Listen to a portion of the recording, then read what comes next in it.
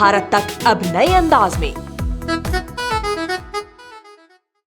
This video is brought to you by Yakult.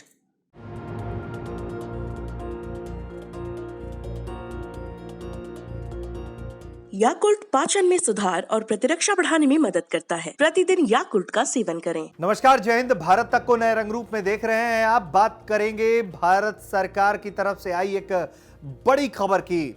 दुनिया का कोई देश जब मुसीबत में होता है तो सबसे पहले मानवता के आधार पर मदद का हाथ भारत की तरफ से बढ़ाया जाता है।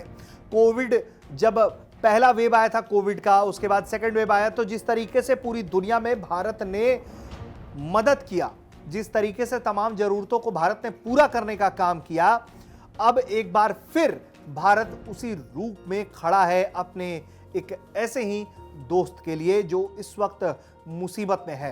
क्योंकि दक्षिण अफ्रीका में जिस कोविड के नए वेरिएंट ने दस्तक दी है उससे पूरी दुनिया में खौफ है। और ऐसे मौके पर जब तमाम देश सिर्फ अपने लोगों को सुरक्षित रखने का काम कर रहे हैं, वैसे वक्त में भारत अपने लिए सुरक्षा के तमाम प्रोटोकॉल्स का पालन कर रहा है, बैठ के कर रहा है, दिशा निर्देश जारी हो रहे हैं। और ऐसे में उस देश को भी मदद करने का बयान भारत की तरफ से जारी किया गया है। क्या बयान दिया गया है विदेश मंत्रालय की ओर से, जरा हम आपको बताते हैं। विदेश मंत्रालय ने कहा है कि भारत सरकार मेड इन इंडिया टीकों की आपूर्ति सहित ओमिक्रॉन वेरिएंट से निपटने में अफ्रीका में प्रभावित देशों का समर्थन करने के लिए तैयार है। आपूर्ति कोवैक्स के माध्यम से या द्विपक्षीय रूप से की जा सकती है। विदेश मंत्रालय ने कहा है कि इस संबंध में सरकार ने मलावी, इथोपिया, जाम्बिया, मोजाम्बिक, गिनी, लेसोथो जैसे अफ्रीकी देशों सहित कोविशील्ड टीकों की आपूर्ति के लिए कोवैक्स द्वारा अब तक दिए गए सभी आदेशों को मंजूरी दी है। हमने बोत्सवाना को कोवैक्सीन की आपूर्ति को भी मंजूरी दे दी है।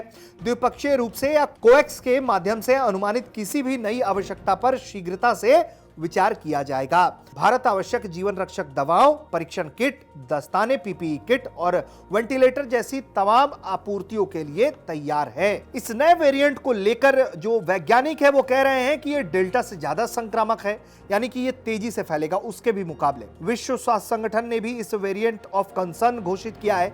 ऐसे में इस नए वेरिएंट से खबरदार रहना जरूरी है। इस नए ओमिक्रॉन वेरिएंट के बारे में कोई गलतफहमी ना रहे, इसलिए आपको हम बता दें कि ओमिक्रॉन के प्रोटीन स्पाइक में 30% से ज्यादा म्यूटेशन मिले हैं, जिसकी वजह से ओमिक्रॉन वेरिएंट पुराने डेल्टा वेरिएंट से 7 गुना तेजी से फैल सकता है। WHO की शुरुआती जांच से पता चला कि दूसरे वेरिएंट की तुलना में इसे नए वेरिएंट में ब्रेक थ्रू इन्फेक्शन यानी दोबारा कोरोना संक्रमण का खतरा भी ज्यादा है। शुरुआती स्टडीज के मुताबिक इस वेरिएंट पर वैक्सीन 40% तक कम प्रभावी हो सकता है। इस वेरिएंट में वैक्सीन के खिलाफ ज्यादा प्रतिरोधक क्षमता है। लेकिन ये जो नया वेरिएंट आया है ओमिक्रॉन, उसको लेकर दुनिया के तमाम विशेषज्ञ कह रहे हैं कि ये बहुत शुरुआती जानकारी है। इसको लेकर हमें अभी और ज्यादा परीक्षण की जरूरत है और भी ज्यादा जांच की जरूरत है।